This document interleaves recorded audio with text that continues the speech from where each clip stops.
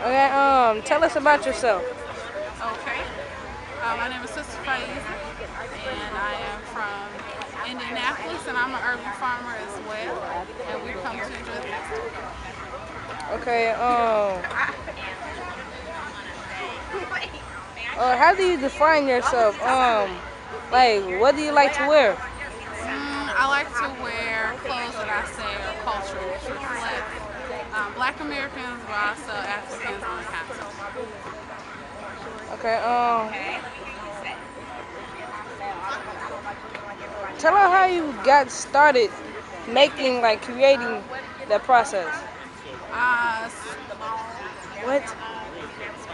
Oh, I started when I lived here in Chicago by reading about different people and different styles, and realizing that part of Kwanzaa is Kuumba, which means creativity, and that Kuju Chocolate means self-determination. So I defined myself. okay, where do you get your ideas from? Just reading, and I'm just inspired from by nature, by what other people are wearing, just by looking through textbooks and stories. Okay,